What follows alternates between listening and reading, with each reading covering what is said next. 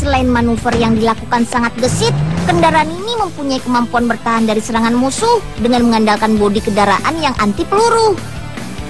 Gak hanya bertahan, kendaraan tempur taktis ini juga mempunyai firepower, yaitu kekuatan untuk menyerang musuh dengan cara menembak balik. Wih, hebat kan teman? Ini adalah kendaraan tempur milik TNI Angkatan Darat. Namanya Komodo. Wah, kayak nama binatang aja ya Komodo. Kenapa dinamakan Komodo? Karena kendaraan tempur ini sangat lincah, gagah, dan juga mematikan. Sama seperti binatang Komodo, teman. Dan yang gak kalah keren, kendaraan tempur Komodo ini asli produksi Indonesia loh. Wah, sama seperti binatang Komodo yang hanya ada di Indonesia. Yeay! Asik! Embul bisa terjun payung. Wih! Embul terbang! Wah! Aduh! Sakit juga nih. Ternyata Embul cuma mimpi.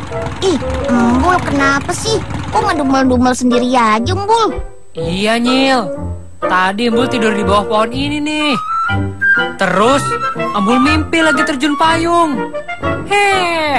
Embul malah jatuh. Kebangun deh Embul jadinya. Ya ampun, Embul. Itu namanya mimpi di siang bolong, Embul.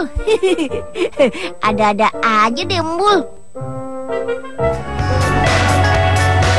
Pak, di dalam hanggar PT Pindad ini berjejer beberapa kendaraan tempur taktis Komodo yang sedang dibuat. Yuk, kita ikuti proses perakitannya. Sudah ada Zidan, Yoga, Ajeng, Safa dan Nabila tuh yang sedang melihat proses perakitan Komodo bersama Pak Irwan. Come on, kita ikuti mereka, teman. Kendaraan tempur Komodo ini asli dibuat sepenuhnya oleh para tenaga ahli dari Indonesia, teman. Gak cuma itu, teknologi Komodo juga gak kalah dengan kendaraan tempur sejenis buatan luar negeri loh. Wih, jadi bangga kan?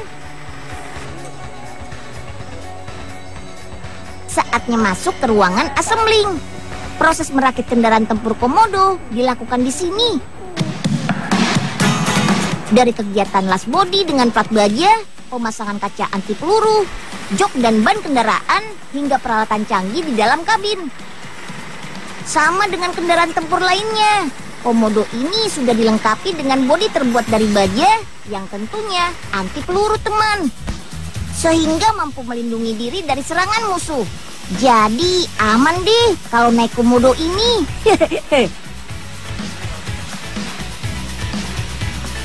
Walaupun mempunyai bodi dari baja dan membawa peralatan yang tidak ringan, kendaraan taktis Komodo mempunyai akselerasi yang lincah. Bahkan bisa bergerak dalam medan berlumpur, berpasir, jalur terjal dengan tanjakan 31 derajat dan mampu menjelajah hingga 450 km. Akselerasinya yang cepat dan lincah inilah yang menjadi keunggulan Komodo. Jadi musuh dijamin bingung dan kewalahan, teman, kalau ngejar si Komodo ini.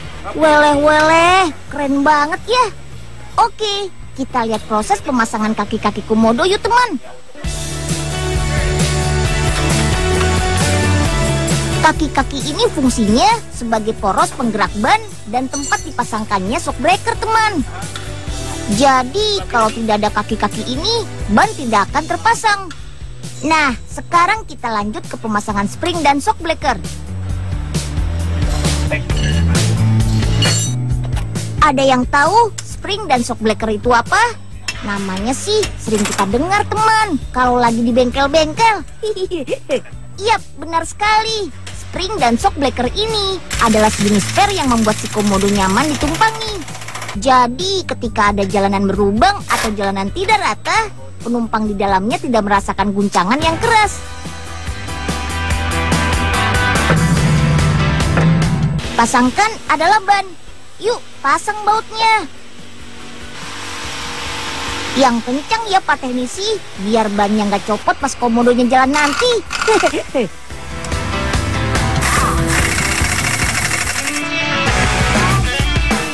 Sekarang kita lihat yuk proses pemasangan jok Komodo. Nah, jok yang dipasang ini disesuaikan dengan postur tubuh tentara kita, teman. Jadi, ukurannya pas, tidak kecilan, dan tidak longgar. Hal ini diperhatikan demi memberikan rasa nyaman kepada bapak-bapak TNI kita. Wih, sampai sedetail itu ya, keren banget.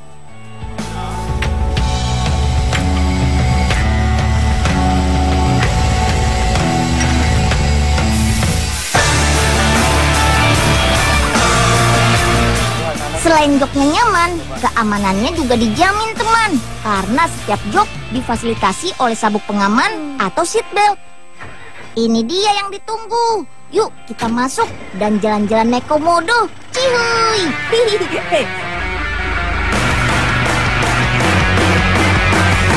Dadah.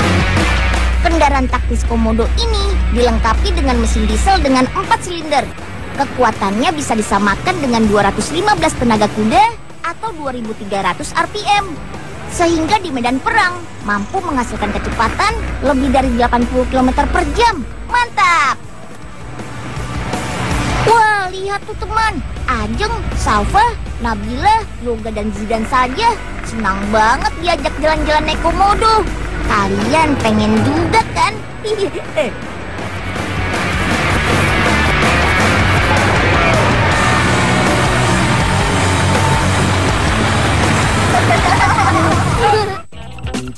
Mbul, ayo Mbul, ikut Unyil naik mobil muter-muter. Capek tahu jalan kaki melulu, Mbul. Iya, Nyil. Bener juga. Embul ikut, Nyil. Ya, kok mobilnya tiba-tiba mogok sih, Mbul? Tadi padahal kan jalan. Ya, gimana sih, Nyil? Baru Embul mau numpang. Ya udah, tolong dorong dulu ya, Mbul, mobilnya. Biar bisa nyala mesinnya nih. Oke deh, Nyil. Ayo, Mbul, dorong terus. Ayo.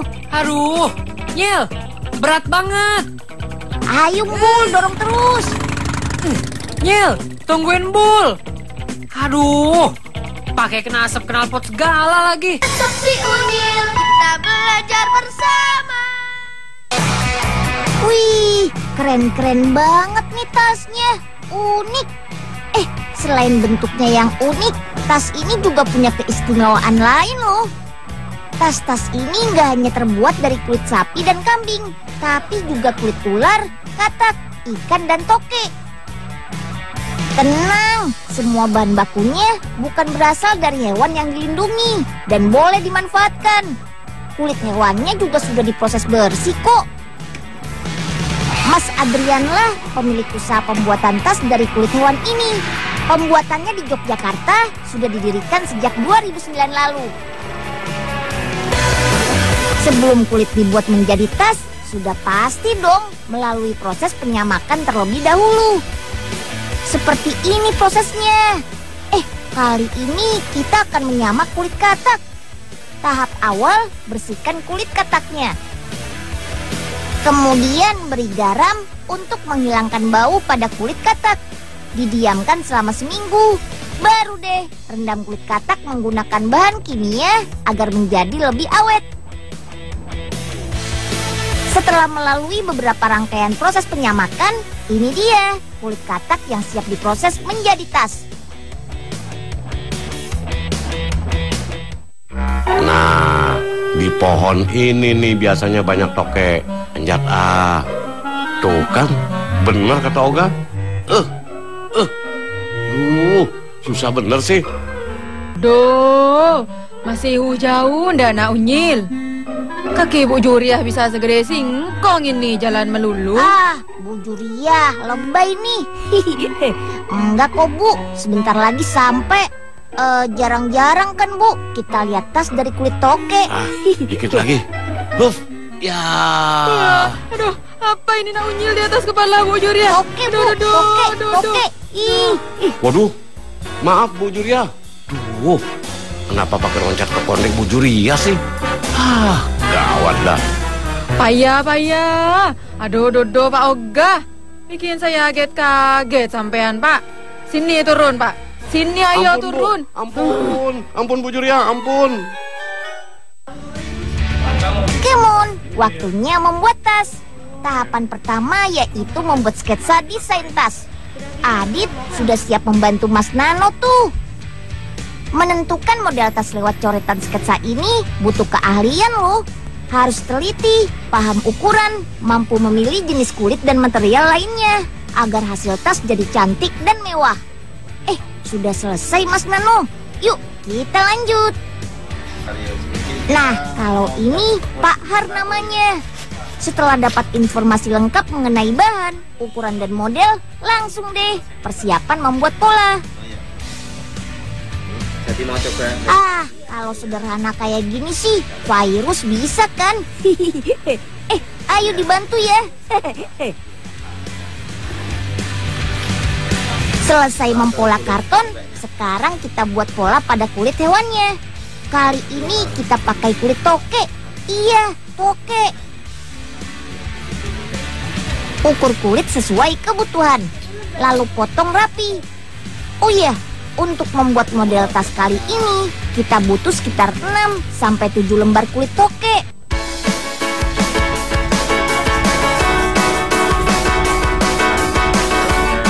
Nah, baru deh lakukan proses pengeleman. Ayo deh ya, sekarang giliran kamu nih bantu. Diamkan beberapa saat sampai lem mengering. Lanjut lem permukaan kain tipis ini ya. Baru deh tempelkan kulit toke pada kain. Fungsi kain ini untuk lapisan kulit toke agar mudah dijahit nantinya. Yuk rapikan tiap sisinya dengan cara menggunting. Dalam satu tas gak cuma terbuat dari kulit toke, tapi juga ada kulit sapinya. Nah kali ini ayo kita buat polanya dulu ya. Untuk menghasilkan tas yang cantik, pemilihan warna kulit sapi juga penting loh. Seperti kali ini, pakai 2 warna kulit yang berbeda, coklat tua dan krem. Semua bahan siap dijahit. Wah, keren juga nih kulit kalau sudah disamat. Kalau masih ada tokenya sih, geli. Tinggal tunggu kering deh lemnya. Lihat ini modelnya Nak Unyil. Bagus kan buat Bu Juria? Kulit tokenya nempel deh.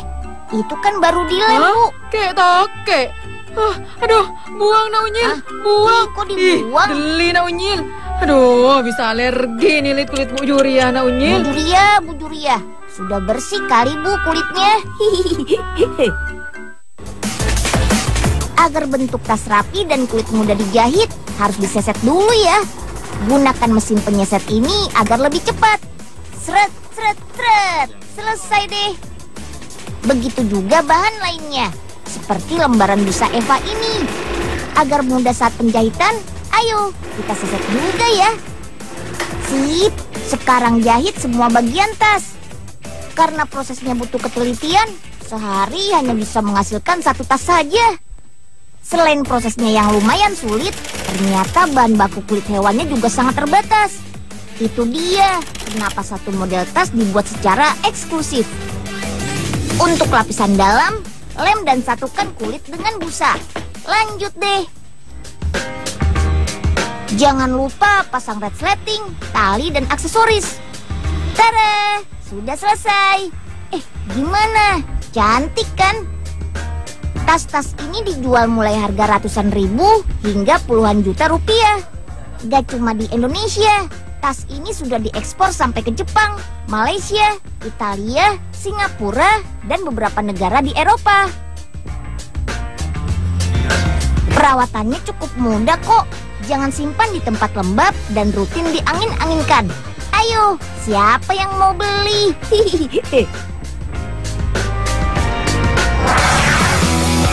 Makan telur dadar yuk. Nggak usah khawatir repot masaknya. Nggak perlu juga pecahin telurnya.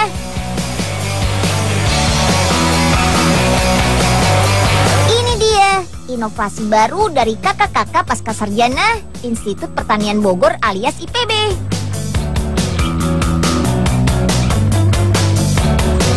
Kenalkan, ada Kamustika, Kadila, Kadriska, dan juga Kak Harun. Kita akan belajar meracik telur dadar instan bersama mereka. Melani mau bikin telur dadar. Lapar nih. Aduh, ya, telur dadar Melani pecah. nggak jadi makan deh. Hah? Kenapa Melanie? Kok nangis? Oh, telurnya pecah ya? Udah, tenang aja Melan. Ayo, Unyil ajak bikin telur dadar serbuk biar nggak pecah lagi telurnya. Bener ya, Nil? Unyil nggak bohong kan? Yuk deh sekarang. Iya. Kemon Okta, cuci dulu telurnya. Yang bersih ya. Pastikan sudah tidak mengandung kotoran hewan atau tanah.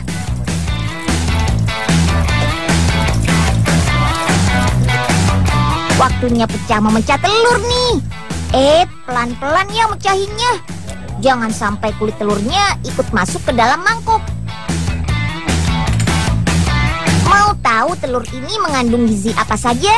Energi, protein, lemak, karbohidrat, kalsium, fosfor, zat besi, vitamin A, vitamin B1, dan vitamin C. Wah, banyak banget ya. Lanjut, telur dadar kita kocok.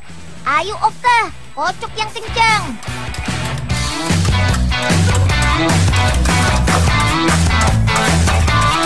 Kalau sudah tercampur rata telurnya, kita saring deh. Tujuannya agar kulit telurnya nggak ikut terproses. Sip lah. Telur dadar cair ini akan dibawa kemana? Unyil jelasin ya.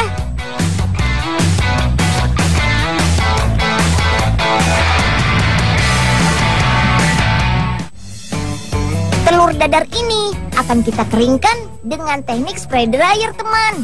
Pakai mesin spray dryer juga pastinya. Teknik ini biasanya dipakai untuk mengeringkan cairan menjadi serbuk, tapi dalam jumlah yang besar. Sip lah. Kemon, masukkan telur cairnya di atas tabung besar bernama spray chamber. Spray dryer akan menyemprotkan cairan melalui atomizer. Cairan tersebut akan lewat dalam aliran gas panas di tabung. Jadi kandungan air menguap cepat. Yang tinggal hanya butiran serbuknya deh. Butiran ini selanjutnya masuk ke dalam ruang pengering yang dilewati aliran udara panas. Hasil pengeringan berupa bubuk akan berkumpul di bawah ruang pengering, mengalir ke bak penampungan, tinggal keluar deh. Tada! Ini dia serbuk telur dadarnya. Kuning-kuning lucu gitu deh. Ayo Aisyah, bantu Kadriska mencampur adonan telurnya ya. Masukkan telur dalam wadah, timbang hingga 500 gram. Tuang ke dalam mesin mixing atau mesin pengaduk.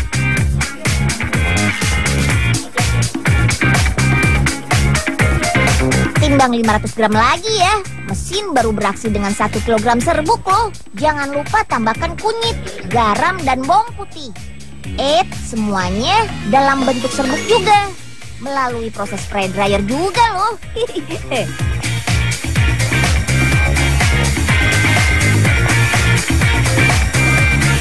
Let's go, aduk selama setengah jam.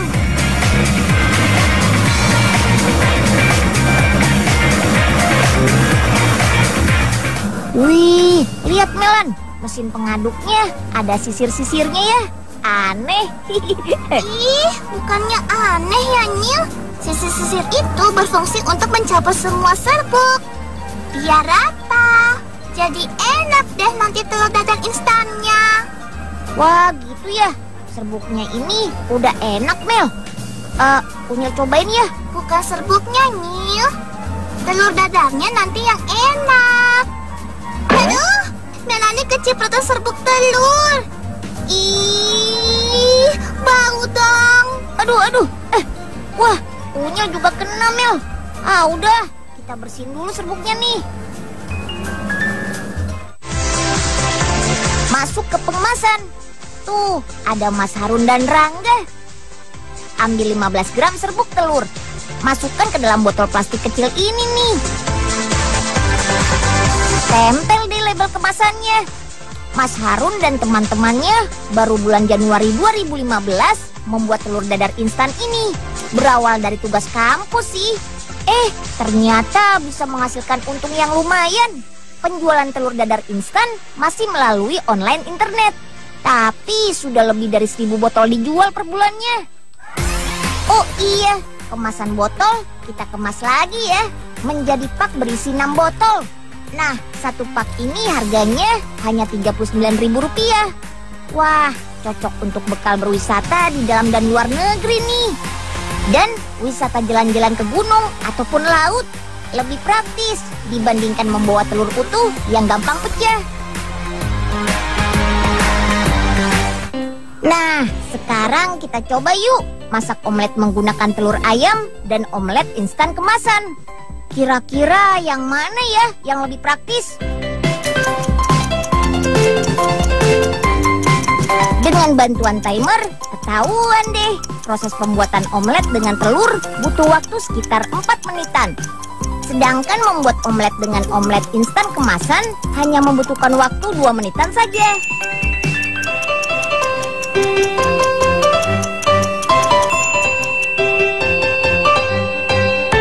Lebih praktis dan hemat waktu kan? Rasanya, wah, dijamin oke punya. Iya kan Oka, Rangga? Kayak manfaat telur yang bagus untuk pertumbuhan anak seusia kita. Selamat mencoba. Laptop si Unyil, kita belajar bersama. Wih, hebat teman. Selain manuver yang dilakukan sangat gesit, kendaraan ini mempunyai kemampuan bertahan dari serangan musuh dengan mengandalkan bodi kendaraan yang anti peluru. Gak hanya bertahan, kendaraan tempur taktis ini juga mempunyai firepower, yaitu kekuatan untuk menyerang musuh dengan cara menembak balik. Wih, hebat kan teman? Ini adalah kendaraan tempur milik TNI Angkatan Darat. Namanya Komodo. Wah, kayak nama binatang aja ya Komodo. Kenapa dinamakan Komodo? Karena kendaraan tempur ini sangat lincah, gagah, dan juga mematikan. Sama seperti binatang Komodo, teman.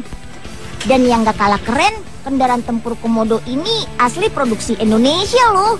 Wah, sama seperti binatang Komodo yang hanya ada di Indonesia. Yeay, asik. Embul bisa terjun payung. Wih, embul terbang. Wah. Aduh, sakit juga nih. Ternyata embul cuma mimpi. Ih, Embul kenapa sih? Kok ngedumel-dumel sendiri aja, Embul? Iya, Nyil. Tadi Embul tidur di bawah pohon ini nih. Terus Embul mimpi lagi terjun payung. Embul malah jatuh. Kebangun deh Embul jadinya. Ya ampun, Embul. Itu namanya mimpi di siang bolong, Embul. Ada-ada aja deh, Embul. Pak, di dalam hanggar PT Pindad ini berjejer beberapa kendaraan tempur taktis Komodo yang sedang dibuat. Yuk, kita ikuti proses perakitannya. Sudah ada Zidan, Yoga, Ajeng, Safa, dan Nabila tuh yang sedang melihat proses perakitan Komodo bersama Pak Irwan. Come on, kita ikuti mereka, teman. Kendaraan tempur Komodo ini asli dibuat sepenuhnya oleh para tenaga ahli dari Indonesia, teman. Gak cuma itu, teknologi Komodo juga gak kalah dengan kendaraan tempur sejenis buatan luar negeri loh. Wih, jadi bangga kan? Saatnya masuk ke ruangan assembling. Proses merakit kendaraan tempur Komodo dilakukan di sini. Dari kegiatan las bodi dengan plat baja, pemasangan kaca anti peluru, jok dan ban kendaraan, hingga peralatan canggih di dalam kabin. Sama dengan kendaraan tempur lainnya, Komodo ini sudah dilengkapi dengan bodi terbuat dari baja yang tentunya anti peluru, teman. Sehingga mampu melindungi diri dari serangan musuh. Jadi aman deh kalau naik Komodo ini.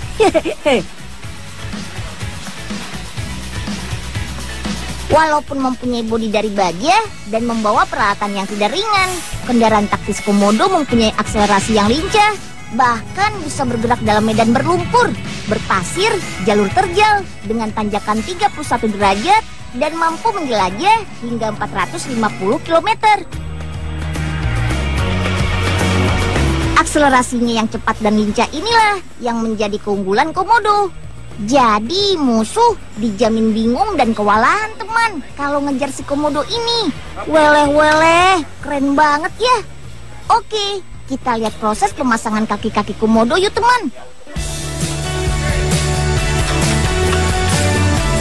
Kaki-kaki ini fungsinya sebagai poros penggerak ban dan tempat dipasangkannya shock breaker teman. Jadi kalau tidak ada kaki-kaki ini, ban tidak akan terpasang. Nah, sekarang kita lanjut ke pemasangan spring dan shock breaker. Ada yang tahu spring dan shock breaker itu apa? Namanya sih sering kita dengar teman kalau lagi di bengkel-bengkel. Iya, benar sekali. Spring dan shock breaker ini adalah sejenis spare yang membuat si komodo nyaman ditumpangi. Jadi ketika ada jalanan berlubang atau jalanan tidak rata, penumpang di dalamnya tidak merasakan guncangan yang keras. Pasangkan adalah ban. Yuk, pasang bautnya. Yang kencang ya Pak Teknisi, biar bannya nggak copot pas komodonya jalan nanti.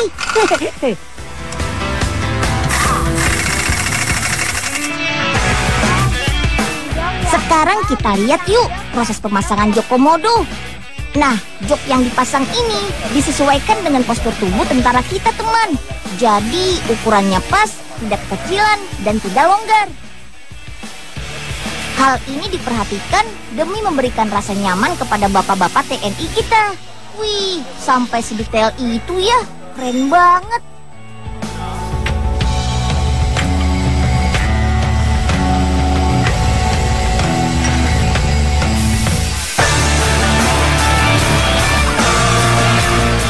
Selain joknya nyaman, keamanannya juga dijamin teman. Karena setiap jok difasilitasi oleh sabuk pengaman atau seatbelt. Ini dia yang ditunggu. Yuk kita masuk dan jalan-jalan naik komodo. Cihuy.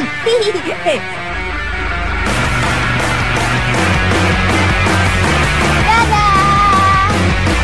Kendaraan taktis komodo ini dilengkapi dengan mesin diesel dengan 4 silinder. Kekuatannya bisa disamakan dengan 215 tenaga kuda atau 2300 RPM. Sehingga di medan perang mampu menghasilkan kecepatan lebih dari 80 km per jam. Mantap! Wah, lihat tuh teman. Ajeng, Salva, Nabila, Yoga, dan Zidan saja senang banget diajak jalan-jalan naik komodo. Kalian pengen juga kan?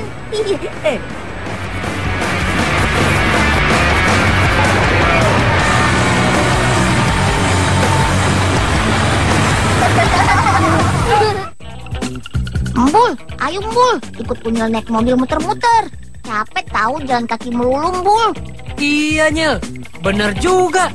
Embul ikut Nyil. Ya, kok mobilnya tiba-tiba mogok sih Mbul? Tadi padahal kan jalan.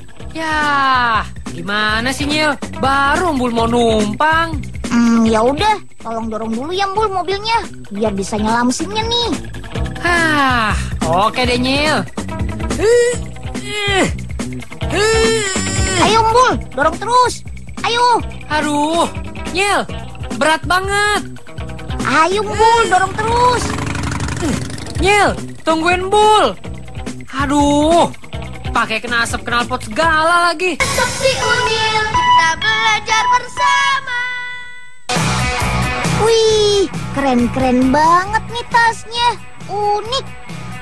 Selain bentuknya yang unik, tas ini juga punya keistimewaan lain loh. Tas-tas ini nggak hanya terbuat dari kulit sapi dan kambing, tapi juga kulit ular, katak, ikan, dan toke. Tenang, semua bahan bakunya bukan berasal dari hewan yang dilindungi dan boleh dimanfaatkan. Kulit hewannya juga sudah diproses bersih kok.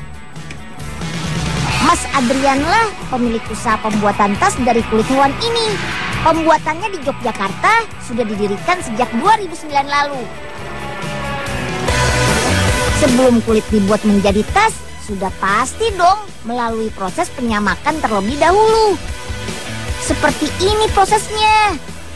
Kali ini kita akan menyamak kulit katak. Tahap awal, bersihkan kulit kataknya. Kemudian beri garam untuk menghilangkan bau pada kulit katak. didiamkan selama seminggu. Baru deh rendam kulit katak menggunakan bahan kimia agar menjadi lebih awet. Setelah melalui beberapa rangkaian proses penyamakan, ini dia kulit katak yang siap diproses menjadi tas. Nah, di pohon ini nih biasanya banyak toke. Anjat tuh kan, bener kata Oga. Susah bener sih. Duh, masih jauh ndak nak Unyil. Kaki Bu Juriah bisa segede singkong ini jalan melulu. Bu Juriah, lebay nih. Enggak kok Bu, sebentar lagi sampai. Jarang-jarang kan Bu, kita lihat tas dari kulit toke. Dikit lagi. Ya. Aduh, apa ini nak Unyil di atas kepala Bu Juriah? Toke Bu, toke. Waduh, maaf Bu Juriah.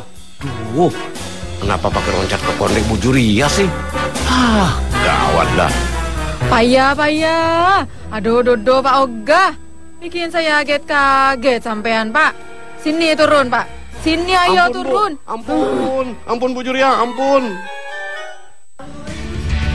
Kemon, waktunya membuat tas. Tahapan pertama yaitu membuat sketsa desain tas. Adit sudah siap membantu Mas Nano tuh. Menentukan model tas lewat coretan sketsa ini butuh keahlian loh. Harus teliti, paham ukuran, mampu memilih jenis kulit dan material lainnya agar hasil tas jadi cantik dan mewah. Sudah selesai Mas Nano. Yuk kita lanjut. Nah, kalau ini Pak Har namanya. Setelah dapat informasi lengkap mengenai bahan, ukuran dan model, langsung deh persiapan membuat pola. Jadi mau coba. Kalau sederhana kayak gini sih, virus bisa kan? Ayo dibantu ya. Selesai mempola karton, sekarang kita buat pola pada kulit hewannya. Kali ini kita pakai kulit toke. Iya, toke. Ukur kulit sesuai kebutuhan, lalu potong rapi. Oh iya, untuk membuat model tas kali ini, kita butuh sekitar 6-7 lembar kulit toke.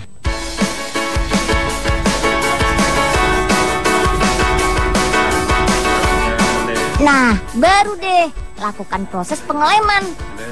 Ayo deh ya, sekarang giliran kamu nih bantu. Diamkan beberapa saat sampai lem mengering. Lanjut lem permukaan kain tipis ini ya. Baru deh tempelkan kulit toke pada kain. Fungsi kain ini untuk lapisan kulit toke agar mudah dijahit nantinya. Yuk, rapikan tiap sisinya dengan cara menggunting. Dalam satu tas gak cuma terbuat dari kulit toke, tapi juga ada kulit sapinya. Nah, kali ini ayo kita buat polanya dulu ya. Untuk menghasilkan tas yang cantik, pemilihan warna kulit sapi juga penting loh. Seperti kali ini, pakai 2 warna kulit yang berbeda, coklat tua dan krem. Semua bahan siap dijahit. Wah, keren juga nih kulit kalau sudah disamak. Kalau masih ada tokenya sih, geli. Tinggal tunggu kering deh lemnya. Lihat ini modelnya Nak Unyil. Bagus kan buat Bu Juriah? Kulit tokenya nempel deh. Itu kan baru dilem, Bu. Kayak toke. Aduh, buang Nak Unyil. Buang. Kok dibuang? Geli Nak Unyil. Aduh, bisa alergi nih kulit Bu Juriah Nak Unyil. Bu Juriah. Sudah bersih kali Bu kulitnya. Agar bentuk tas rapi dan kulit mudah dijahit, harus diseset dulu ya. Gunakan mesin penyeset ini agar lebih cepat. Sret. Selesai deh. Begitu juga bahan lainnya, seperti lembaran busa Eva ini. Agar mudah saat penjahitan, ayo kita seset juga ya. Sip, sekarang jahit semua bagian tas. Karena prosesnya butuh ketelitian, sehari hanya bisa menghasilkan 1 tas saja. Selain prosesnya yang lumayan sulit, ternyata bahan baku kulit hewannya juga sangat terbatas. Itu dia kenapa satu model tas dibuat secara eksklusif. Untuk lapisan dalam, lem dan satukan kulit dengan busa. Lanjut deh. Jangan lupa pasang resleting, tali, dan aksesoris. Tada! Sudah selesai. Gimana? Cantik kan? Tas-tas ini dijual mulai harga ratusan ribu hingga puluhan juta rupiah. Gak cuma di Indonesia, tas ini sudah diekspor sampai ke Jepang, Malaysia, Italia, Singapura, dan beberapa negara di Eropa. Perawatannya cukup mudah kok. Jangan simpan di tempat lembab dan rutin diangin-anginkan.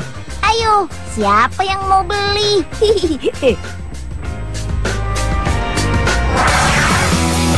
Makan telur dadar yuk. Gak usah khawatir repot masaknya. Gak perlu juga pecahin telurnya.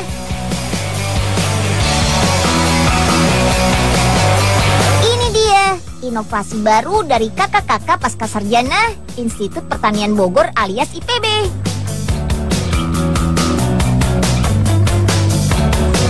Kenalkan, ada Kamustika, Kadila, Kadriska, dan juga Kak Harun. Kita akan belajar meracik telur dadar instan bersama mereka. Melanie mau bikin telur dadar. Lapar nih. Aduh, ya, telur dadar Melanie pecah.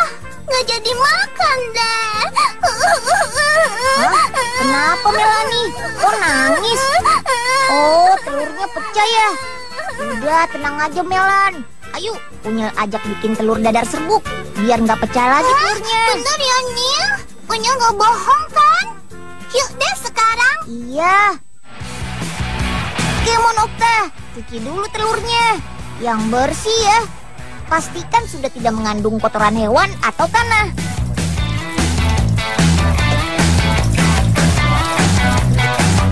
Waktunya pecah memecah telur nih. Pelan-pelan ya mecahinnya. Jangan sampai kulit telurnya ikut masuk ke dalam mangkuk.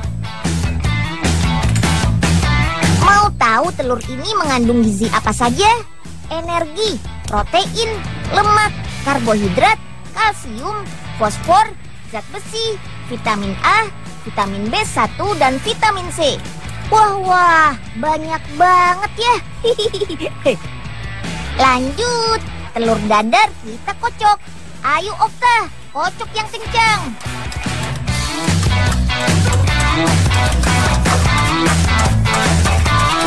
Kalau sudah tercampur rata telurnya, kita saring deh.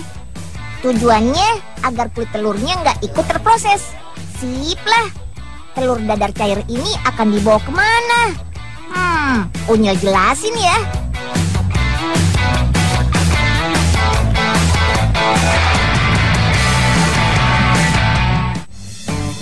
Telur dadar ini akan kita keringkan dengan teknik spray dryer, teman.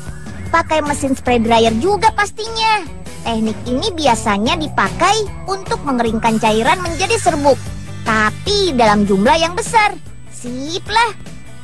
Kemon, masukkan telur cairnya di atas tabung besar bernama spray chamber. Spray dryer akan menyemprotkan cairan melalui atomizer. Cairan tersebut akan lewat dalam aliran gas panas di tabung. Jadi kandungan air menguap cepat. Yang tinggal hanya butiran serbuknya deh. Butiran ini selanjutnya masuk ke dalam ruang pengering yang dilewati aliran udara panas. Hasil pengeringan berupa bubuk akan berkumpul di bawah ruang pengering, mengalir ke bak penampungan, tinggal keluar deh. Tada! Ini dia serbuk telur dadarnya.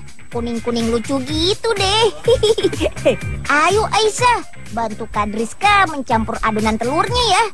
Masukkan telur dalam wadah, timbang hingga 500 gram. Tuang ke dalam mesin mixing atau mesin pengaduk.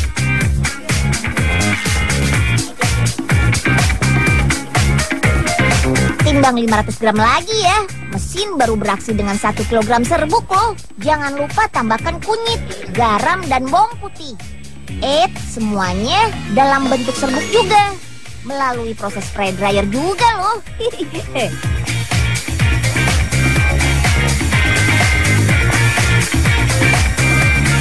Let's go, aduk selama setengah jam.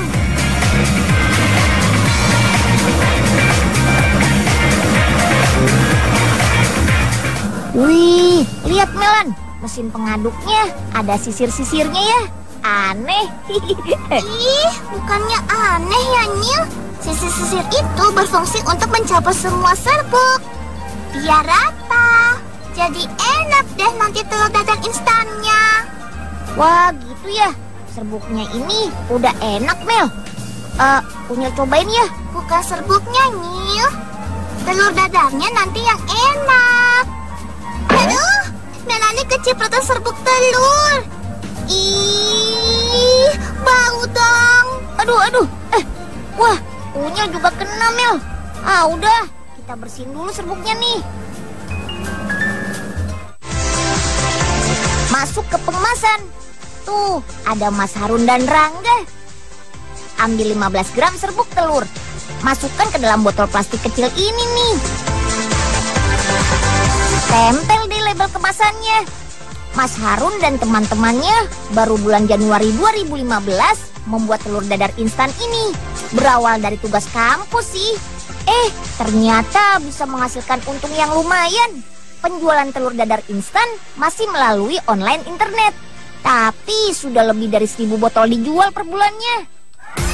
Oh iya, kemasan botol kita kemas lagi ya. Menjadi pak berisi 6 botol. Nah, satu pak ini harganya hanya Rp39.000. Wah, cocok untuk bekal berwisata di dalam dan luar negeri nih. Dan wisata jalan-jalan ke gunung ataupun laut lebih praktis dibandingkan membawa telur utuh yang gampang pecah. Nah, sekarang kita coba yuk masak omelet menggunakan telur ayam dan omelet instan kemasan. Kira-kira yang mana ya yang lebih praktis? Dengan bantuan timer, ketahuan deh. Proses pembuatan omelet dengan telur butuh waktu sekitar 4 menitan. Sedangkan membuat omelet dengan omelet instan kemasan hanya membutuhkan waktu 2 menitan saja.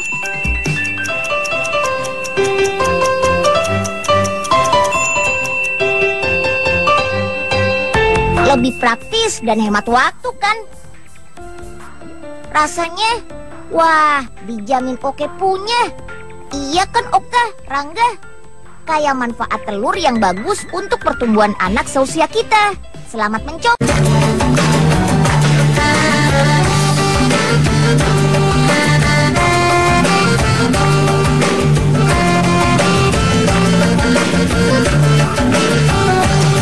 Di sana apakah artinya syawal? Tangisan dan rintihan tiada henti. Alangkah hibahnya di Aidilfitri. Buminya bagai ombal duri.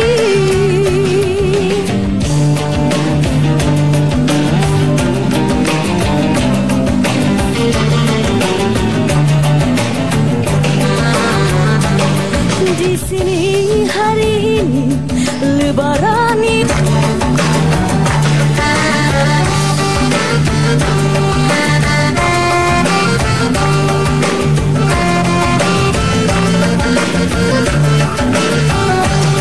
Di sana apakah artinya syawal? Tangisan dan rintihan tiada henti. Alangkah hibahnya di Aidilfitri. Buminya bagai ombal duri.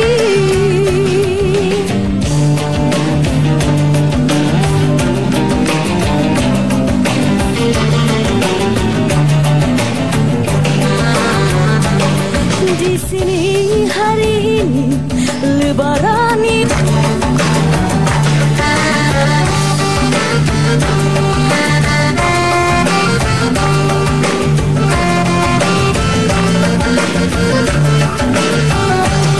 Di sana apakah artinya syawal?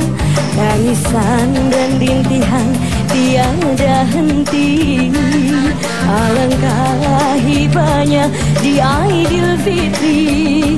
Buminya bagai ombal duri.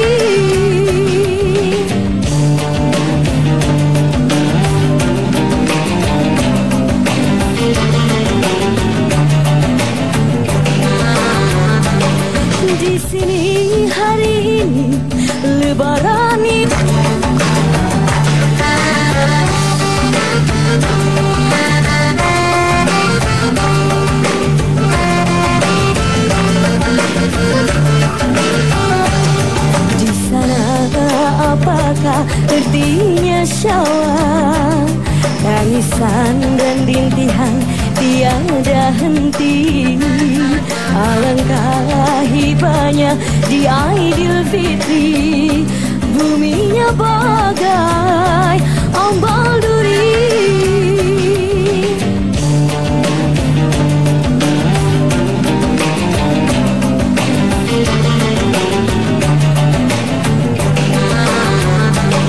Di sini hari ini Lebaran itu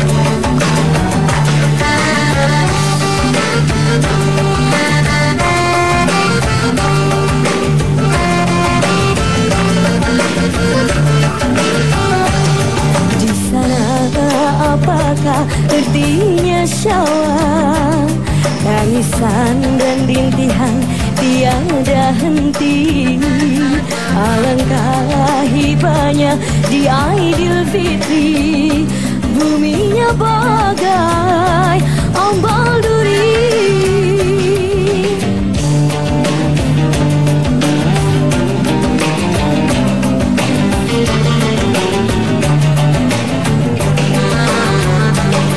Di sini hari ini Lebaran itu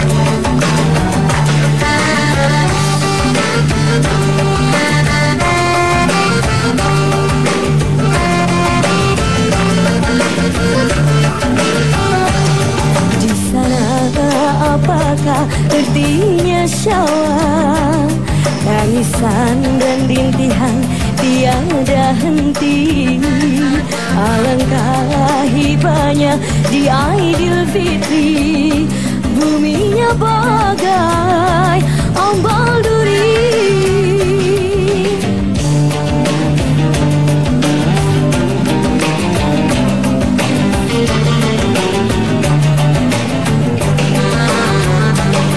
Di sini hari ini Lebaran itu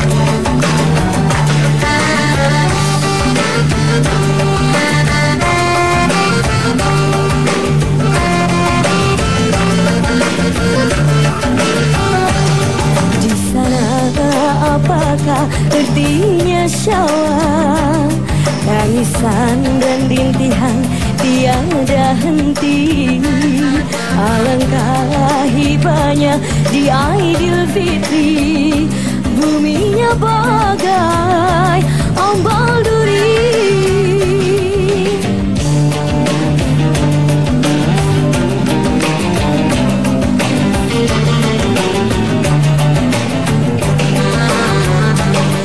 Di sini hari ini Lebaran itu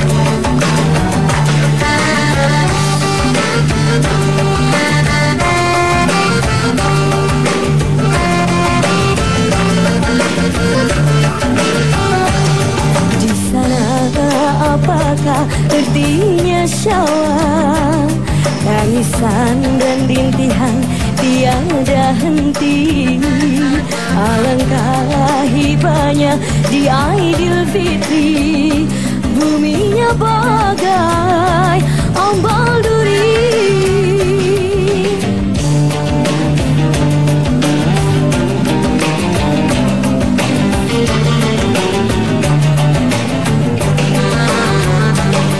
Di sini hari ini Lebaran itu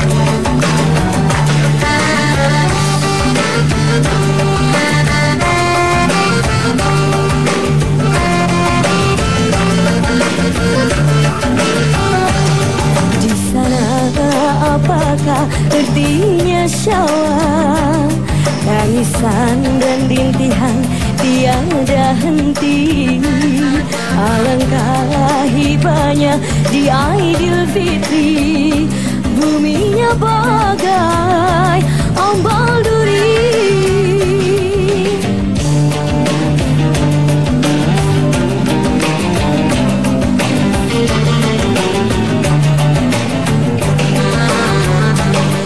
Di sini hari ini Lebaran itu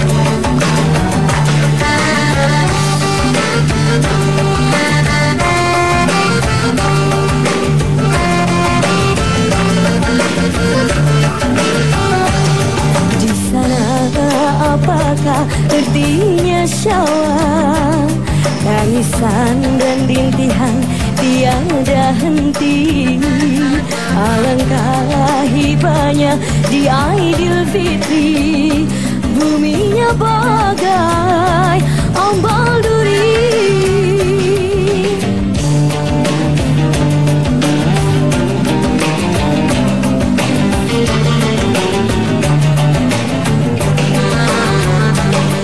Di sini hari ini Lebaran itu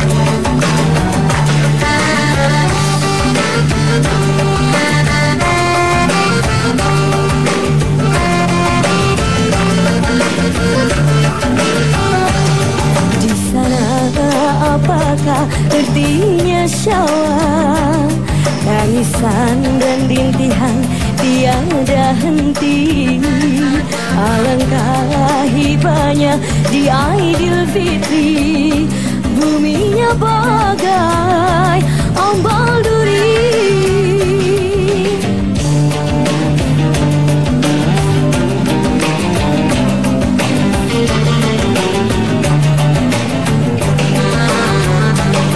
Di sini hari ini Lebaran itu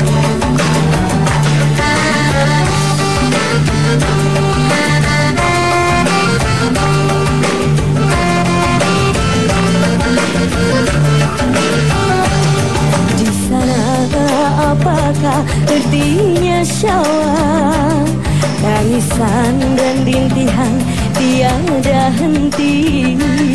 Alangkah hibahnya di Aidilfitri, buminya bagai ombal duri.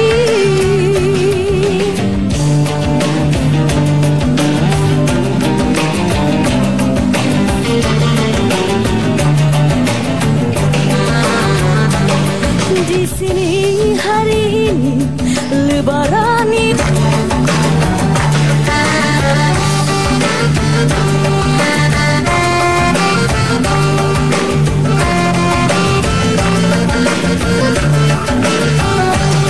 di sana apakah artinya syawal, tangisan dan rintihan tiada henti. Alangkah hibahnya di Aidilfitri, buminya bagai ombal duri.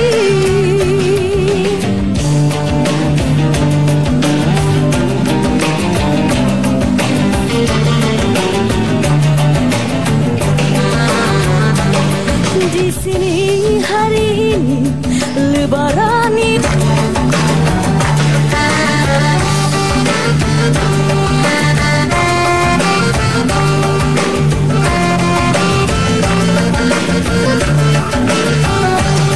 di sana apakah artinya syawal, tangisan dan rintihan tiada henti. Alangkah hibahnya di Aidilfitri, buminya bagai ombal duri.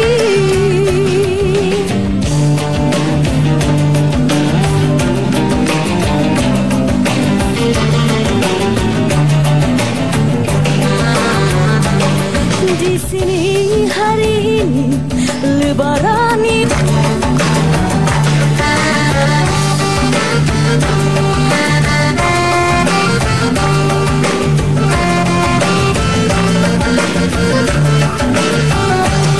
di sana apakah artinya syawal, tangisan dan rintihan tiada henti. Alangkah hibahnya di Aidilfitri, buminya bagai ombal duri.